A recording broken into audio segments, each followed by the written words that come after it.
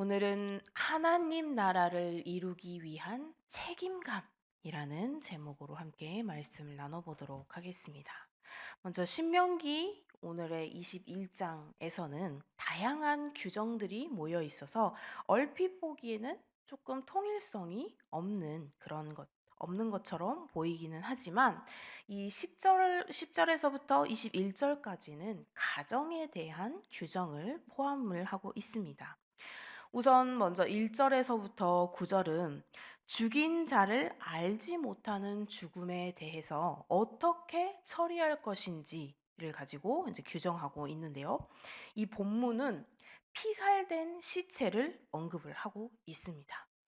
네, 저는 저번부터 갑자기 살인에 대한 이야기를 오늘도 역시나 그런데 살짝 오늘은 조금 달라서 같이 이야기를 한번 해보겠습니다.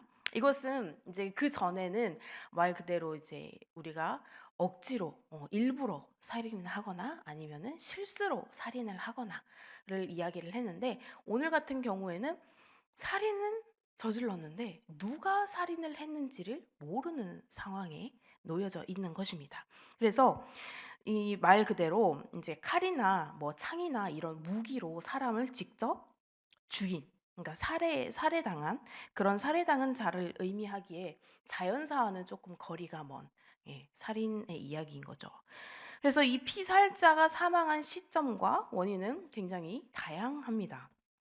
피살자는 억울한 죽음을 당했으므로 우리 신명기 19장 13절에서 이런 억울한 죽음을 당했을 때 피해 보복자, 그 이후에 피해 보복자에게 넘겨져서 이제 그 살인자를 다시 죽이는, 그래서 억울함을 풀어주는 그런 상황이지만, 오늘의 말씀에서는 지금 죽인 자를 알지 못하는 상황인 거죠. 그래서 이러한 상황에서 신명기는 21장에서 새로운 규정을 이야기를 하고 있습니다. 먼저 장로와 재판장이 나가서 피살된 곳에서의 거리를 기준으로 가장 가까운 성읍을 먼저 선택을 하고, 그 가까운 성읍의 장로들은 성읍에서 아직 일을 시키지도 않고 그리고 멍에를 매지 않는 송아지를 취해야 했습니다. 이어서 이 성읍 장로들은 물살이 강하고 그리고 갈지도 않고 씨를 뿌린 일도 없는 그런 골짜기로 이 송아지를 끌고 가서 목을 꺾습니다. 출애굽기 13장 13절과 그리고 34장 20절에서는 이와 좀 유사한 방식으로 가축을 잡는 모습을 보여주는데, 여기에서는 공통적으로 대속 또는 속량을 의미하는 용어가 나옵니다.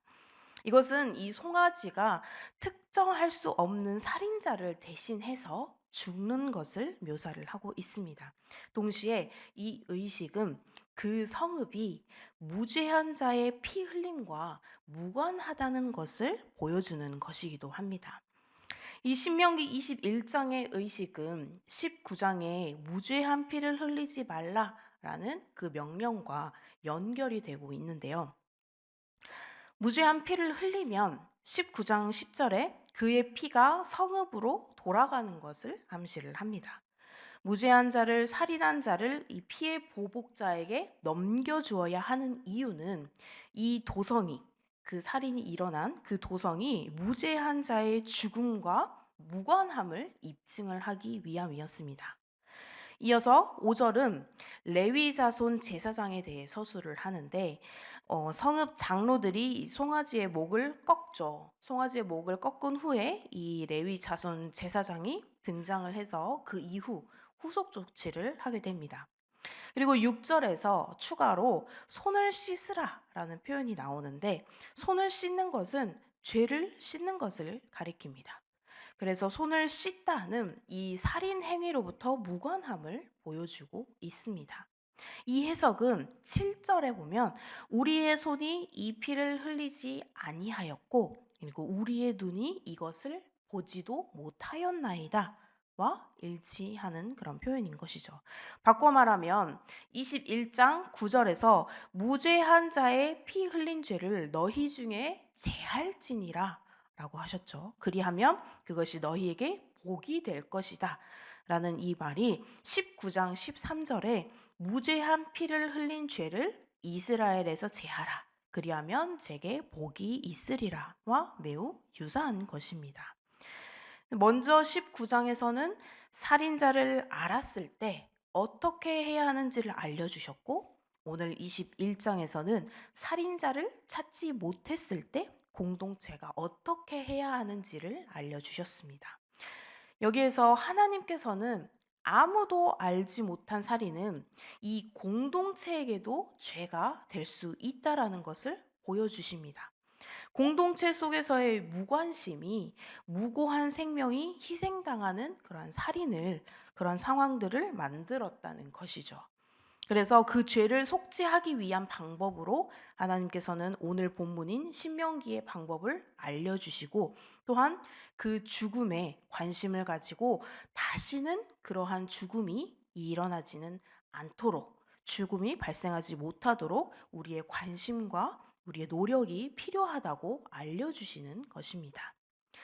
이어서 계속 이어지는 가정에 대한 규정인 10절 이후도 마찬가지입니다. 10절에서 14절은 먼저 포로로 잡힌 여성과의 결혼을 이야기를 하고 있습니다. 먼저 10절은 적군과 싸울 때를 이야기를 하면서 전쟁 상황을 이야기를 하고 있습니다. 그래서 본문은 사로잡은 후를 언급을 하고 있는데, 이것을 포로로 사로잡다라는 것을 의미를 하죠. 적군과 전쟁할 때를 언급을 하고, 그리고 포로로 잡힌 이 여인이 결국에는 이스라엘 여인은 아닌 것이죠. 그래서 이것은 본문이 이스라엘과 그리고 이 이방 여인과의 결혼을 허용하고 있음을 우리는 알 수가 있습니다. 그래서 이 이스라엘 남자는 포로된 여인을 아내로 맞이하기 위해서는 그녀를 굉장히 열정적으로 사랑을 해야 한다는 것을 요구를 합니다. 그렇지 않으면 그녀를 욕보이는 행위가 된다는 것이죠. 그렇게 데려와서 이제 이 여인에게 이야기하시는 게 있었습니다. 머리털을 밀고 그리고 손톱을 베고 포로의 옷을 다 벗게 한 뒤에 그녀의 부모를 위해 한 달 동안 애곡할 시간을 주라라고 하십니다. 이전의 삶과 전격적인 단절을 요구하는 그러한 의식을 보이죠. 또 이 여인과 결혼 관계를 중단하면 이 여인은 종이 되거나 다시 이 여인을 팔 수가 없고, 그리고 이 여인에게 온전한 자유를 주어야 한다는 것입니다.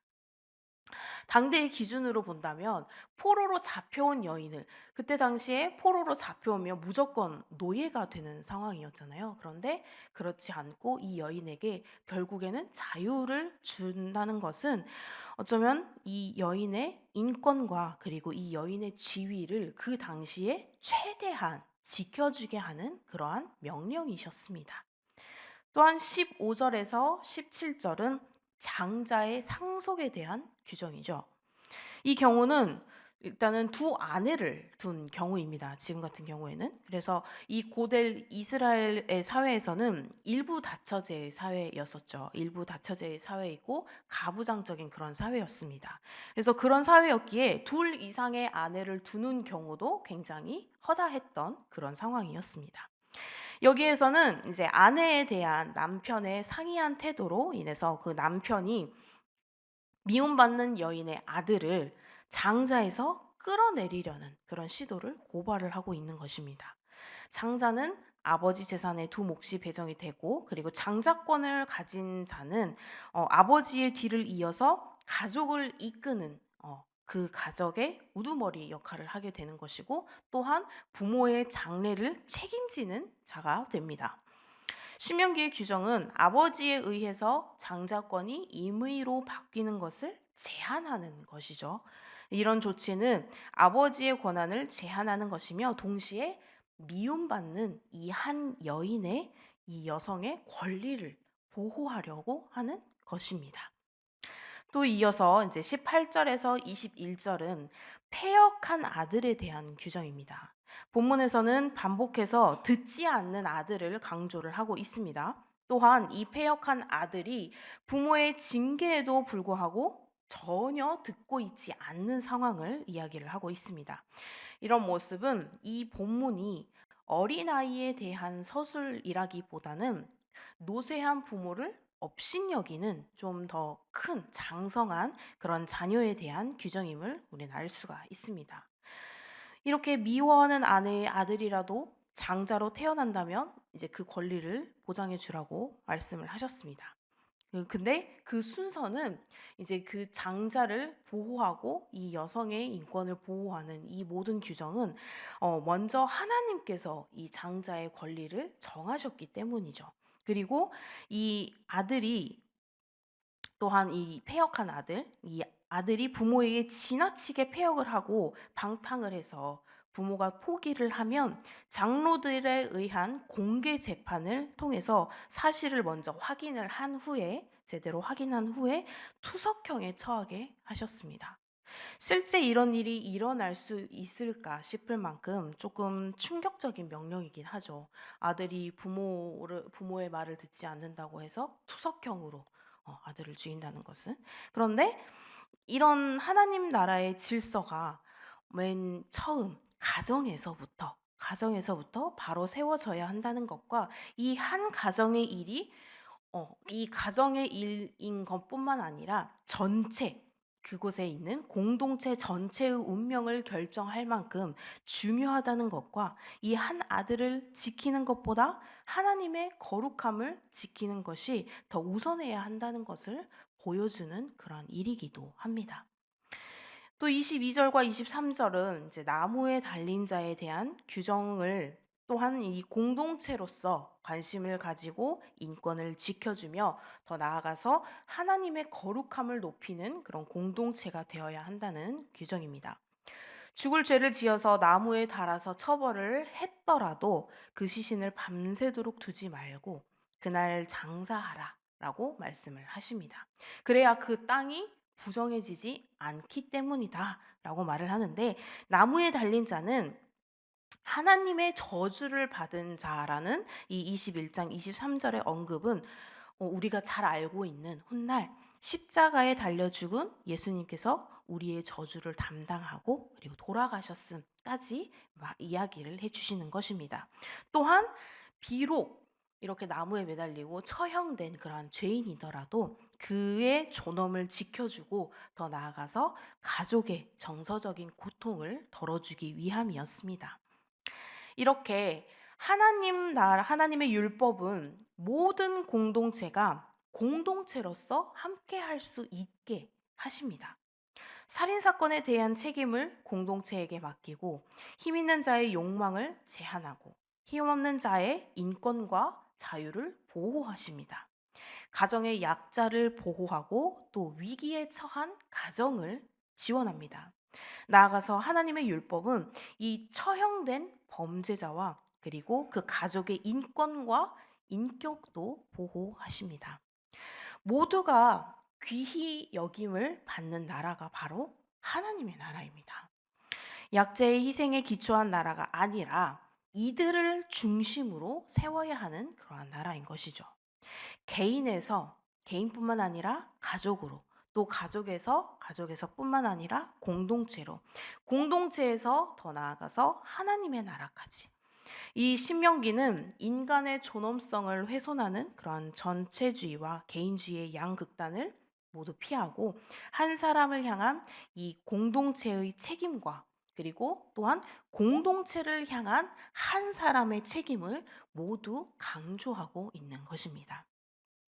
하나님의 율법이라고 또 교회에서만 해당되는 것이 아니라는 것은 우리 성도님들께서도 너무나 잘 알고 있는 그런 사실이죠. 사회에서도 개인의 책임, 공동체의 책임을 인지하고 그리고 강자와 약자로 나눠지는 그런 공동체가 아니라 어디서든 하나가 될 수 있는 하나가 되는 공동체를 지향하기를 하나님께서는 오늘까지도 계속해서 우리에게 말씀해 주시고 계시는 것입니다. 우리 성도님들께서도 교회에서든 또 사회에서든 아니면 이웃 간에든 더 앞으로 와서 가족 간에든 하나님께서 알려주신 이 율법을 통해서 하나님의 나라가 이루어지는 곳들이 될 수 있도록 힘쓰는, 이 세상에서도 하나님 나라가 이루어지도록 노력하는 그런 하나님의 귀한 일꾼으로서 쓰임받는 우리 성도님들이 다 되시기를 주님의 이름으로 소망합니다. 기도하시겠습니다. 주님, 감사합니다. 율법이 말하는 개인의 책임감이 무엇인지, 또한 공동체의 책임감이 무엇인지를 알게 하시니 감사합니다. 우리는 살아가면서 이 책임감을 회피하고 싶을 때가 많습니다. 그래서 더욱 내 가족에게, 내 이웃에게 무관심하려 했는지도 모릅니다. 하지만 오늘 말씀을 통해 깨닫게 하시니 또한 감사드립니다. 내가 감당해야 하는 그 책임이 무엇인지 알게 하시어 외면하지 않고 열심히 나아가 말씀 안에서 책임을 다하는 저희가 될 수 있도록 인도하여 주시옵소서. 이곳에 하나님의 나라가 임하기를 원합니다. 하나님의 나라가 이루어지도록 귀한 일꾼으로 쓰임받을 수 있도록 인도하여 주시옵소서. 예수님의 이름으로 기도드립니다. 아멘.